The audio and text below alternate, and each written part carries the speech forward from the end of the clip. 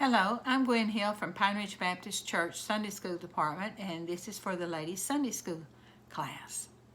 We have been studying Genesis, and we just finished that. We've started Exodus now. We did chapter 1 last week. This week we're doing chapter 2. I'm going to go back into chapter 1 for one verse, so to kind of set the stage for you a little bit. The Hebrew children are enslaved by Egypt, and things have been getting worse and worse. So in verse 22, so Pharaoh commanded all of his people, saying, every son who is born you shall cast into the river, and every daughter you shall save alive. We did that last week.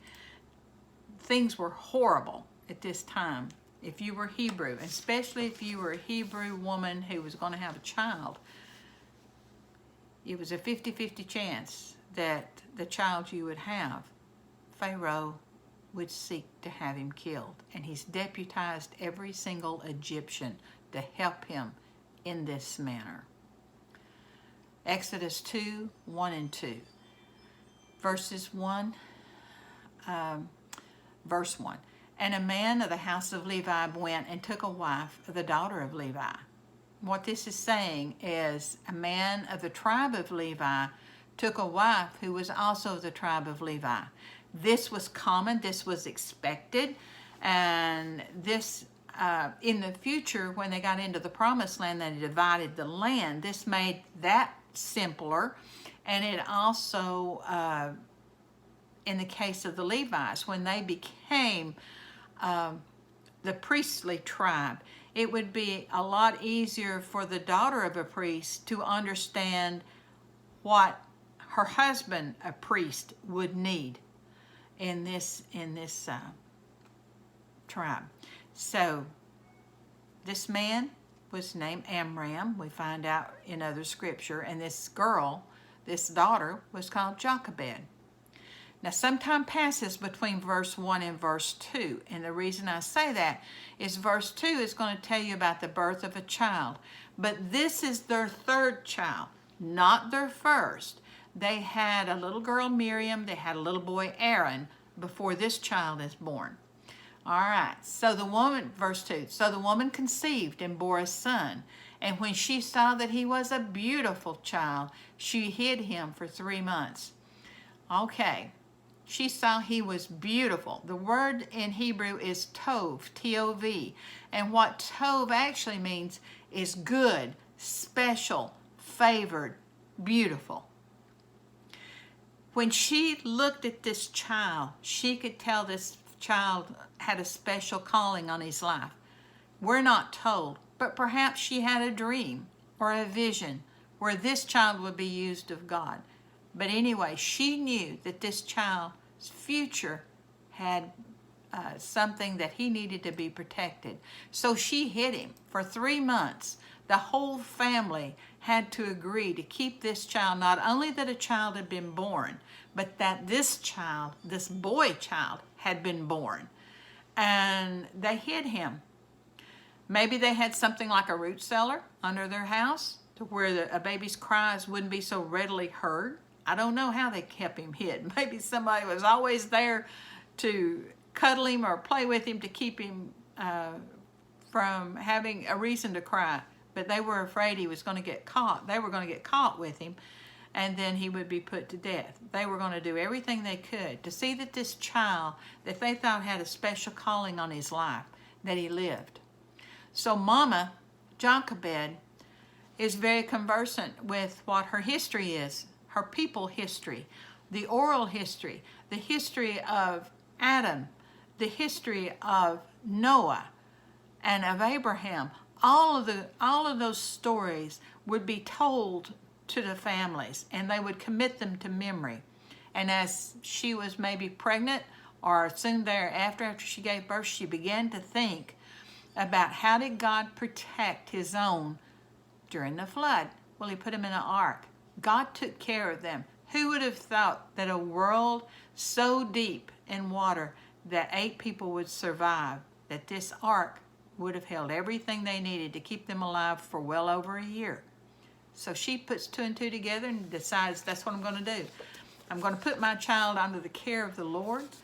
He's going to take care of him. He's going to watch him. I'm going to make an ark for my child. So when she could no longer hide, verse 3, when she could no longer hide him, she took an ark of bulrushes for him, daubed it with asphalt and pitch, put the child in it, and laid it in the reeds by the river bank.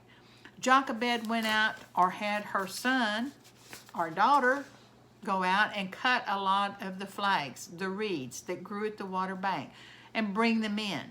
And she wove a basket as tightly as she could, probably put one inside of the other, and she coated inside and out with pitch and asphalt tar. They had to make a trip to the tar pits too, and then they would coat it with that to make it and let it dry. And that stuff gets really hard when it gets in contact with water.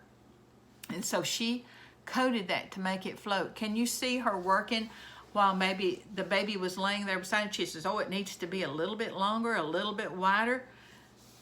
It's a pretty good sized basket by the time she got through that a 3-month-old baby could lay in it. She had it all put together. Can you see her sleeping down there early morning and hours before her neighbors were astir? She took it down to the river bank and laid it in the reeds. She didn't want it to float away, and she didn't want to hide it, but she wanted to secure it in those weeds. And she wanted to protect that child as much as she could, but she had to turn it all over to God to watch for him. In verse 4, his sister stood afar off to know what would be done to him. This was Miriam. Now, Miriam would have been, how old would you have left a child to watch after this basket? In my thinking, Miriam was probably 7 or 8 years old. Can you see Jochebed as she laid her hands on her daughter's shoulder and said, listen, Miriam, I want you to watch the basket. I want you to come and tell me if anything happens. I want you to pay attention to him. Don't go near him. Don't draw attention to him, but pay attention. Can you see this 8-year-old girl playing in the sandy dirt around the water's edge? Far enough away that she wouldn't draw attention to the basket, but close enough that she could see it and report on it. Verse 5 and 6, then the daughter of Pharaoh came down to bathe at the river, and the maidens walked along the riverside. And when she saw the ark among the reeds, she sent her maid to get it. Pure and simple curiosity. Wouldn't you have done the same? I would have. Well, the Pharaoh's daughter, right now we think this particular Pharaoh had no other children, that just this one daughter. And she had no children. And as she was going, as was her habit to go bathe in the river Nile, she had her handmaidens with her, both as security and to assure her of privacy and preserve her modesty as she bathed. She saw this ark and she sent a maid out to it. She didn't want to wade in that mud herself, so she sent a maid for it. The maid would have picked this up. The basket would have had its own weight, plus a baby of 3 months old probably weighed about 12 pounds, 11, 12 pounds. And she picked that up and she carried it over and set it at the feet of the princess.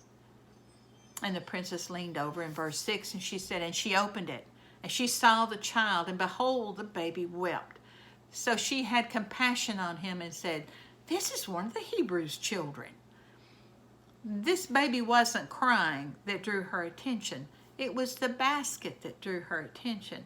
But when the baby felt the movement of the basket, that it was then plunked down on the ground, it startled him, and he started to cry. And she opened it up, and she saw it was a child. Maybe it was the blanket he was wrapped in that gave her the clue that it was a Hebrew baby.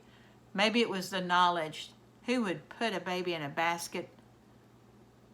A Hebrew woman who's trying to save the life of her child.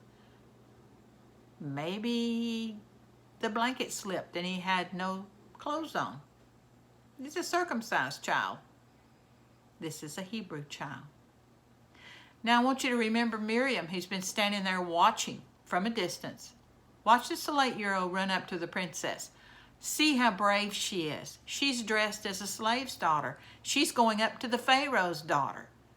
She marches right up to her in verse 7. Then his sister said to Pharaoh's daughter, shall I go and call a nurse for you from the Hebrew women, that she may nurse the child for you?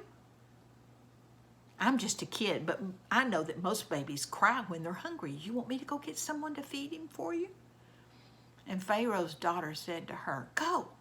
And the maiden went and called the child's mother. Can you see her running just as fast as her little legs will carry her? She's almost out of breath when she gets to Jochebed. And come, mama, come, mama, come, mama. And Jochebed's fear for a moment, and she said, the princess has got brother. The princess has got the brother. Don't you think God has a wonderful sense of humor? A wonderful sense of humor.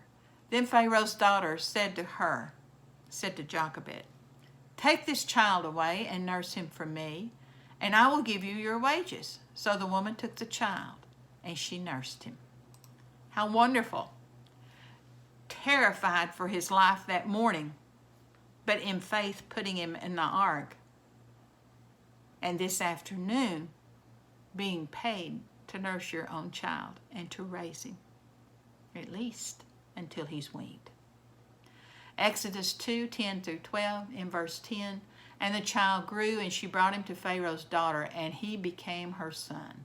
So she called his name Moses, saying, because I drew you up out of the water.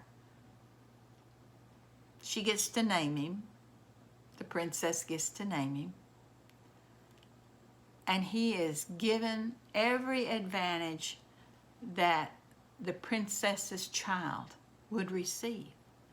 Education, where he lived, the clothing that he wore, the attention and the petting and the baby and then the pampering that would have happened to him because he was Pharaoh's grandson. He would have had the very best of educations. He would have went to their equivalent of Harvard, and he would have been exposed. They said he was a really smart man, and he was even military trained. In verse 11, we see him 40 years later. From verse 10 to verse 11, you have 40 years pass. And it came to pass in those days that Moses was grown, that he went out to his brethren, and he looked at their burdens. And he saw an Egyptian beating a Hebrew, one of his brethren. So that means he knew of his beginnings. He knew who he belonged to. So he looked this way and he looked that, and then he saw no one. And he killed that Egyptian and he hid him in the sand. Well,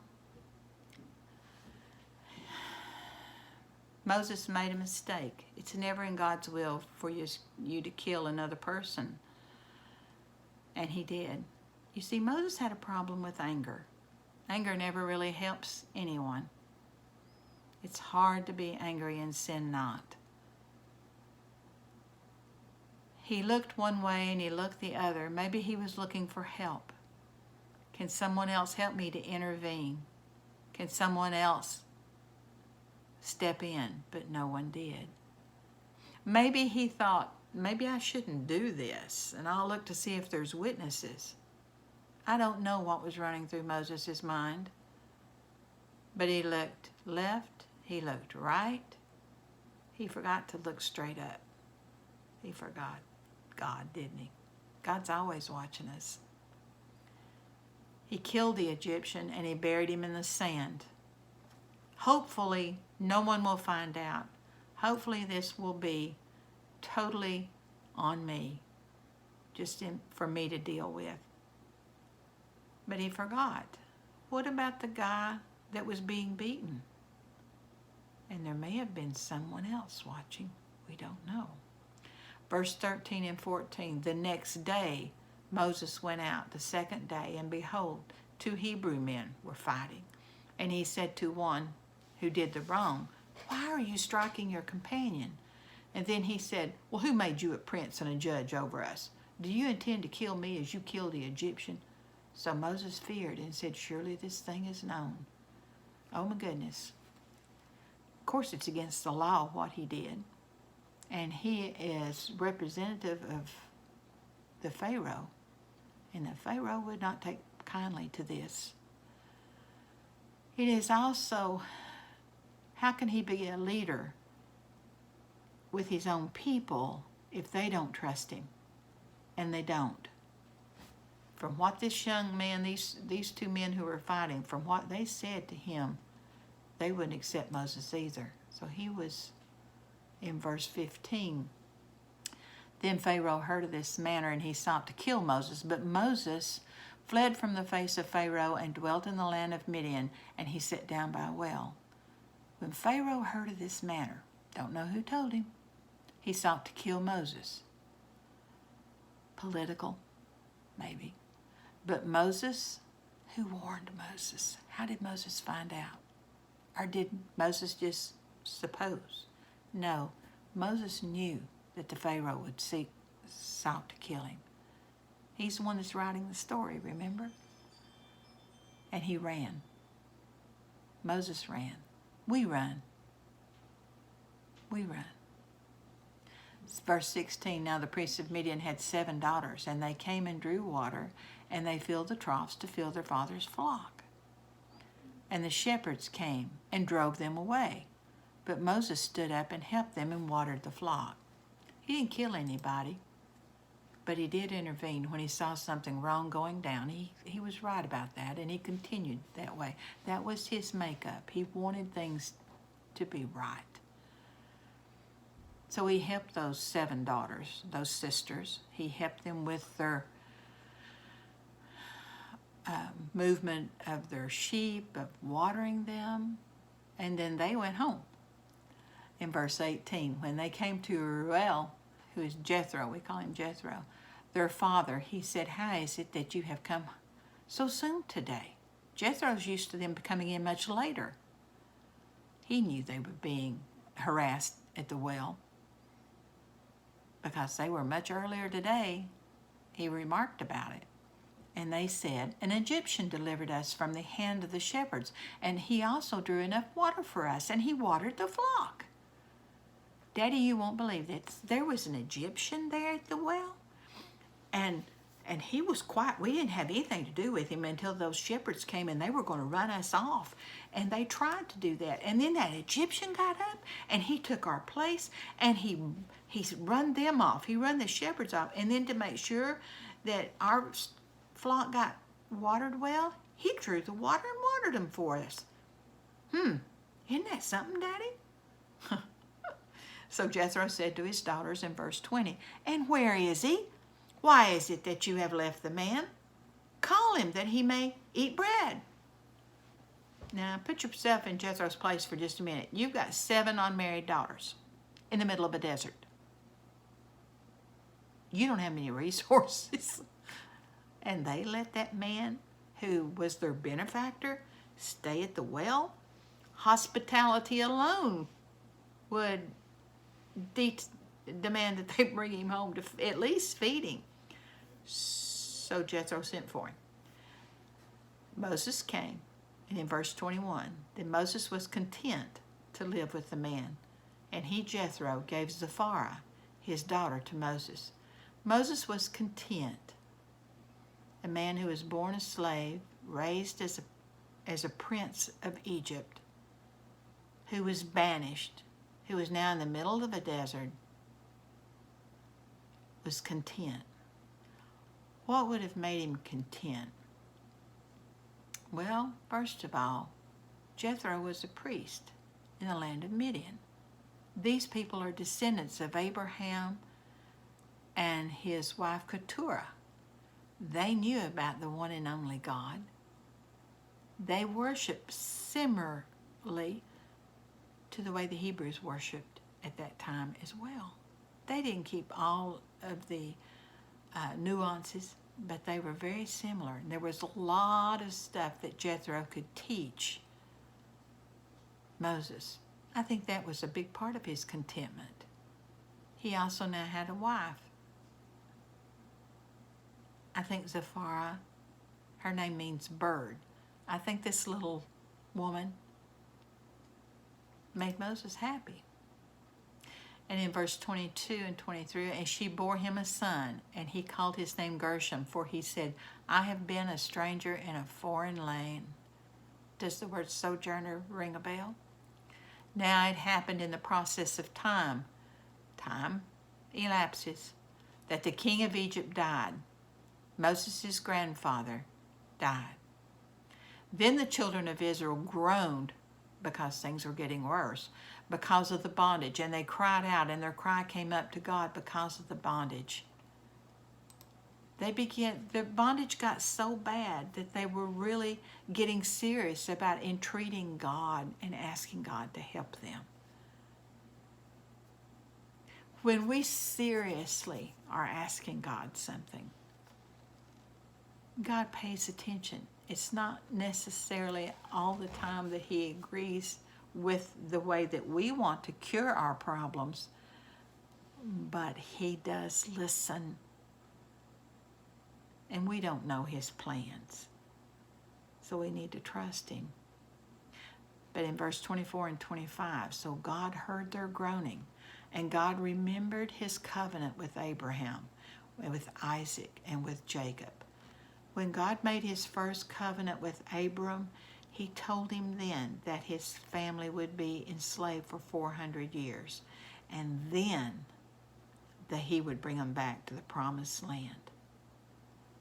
In verse 25, God looked upon the children of Israel, and God acknowledged them. This word acknowledged in the New King James, this same Hebrew word means knew them, respected them, heard them.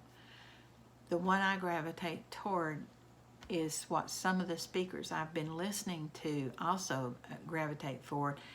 That word also is the very same word that was said about Adam when it said Adam knew Eve. God knew these people. He was intimate with them. He knew what was hurting them. He knew what was best for them. He knew who was being wrongfully treated. He knew every bit of that, and He felt it all because He knew them. He had an intimate relationship with them. God blesses us. Look at the circle that we make. It's the same one the Hebrew children we're going to see in Exodus go over and over and over again. God blesses us, and we're grateful. Then we drift away when we get into trouble, and we suffer. And then we cry out to God to save us. And then God saves us, and God blesses us, and we're grateful. Then we drift away when we get into trouble. You see that coming? You will. So we have Moses married with a child, living in Midian, with or near his father-in-law Jethro. We see a change in Egypt with a Pharaoh, a new Pharaoh who's making everything worse. Next Sunday is Christmas, and we have no Sunday school meeting on Christmas, but on New Year's Day is our next lesson. And so I'm hoping by the 2nd I will have up Exodus 3.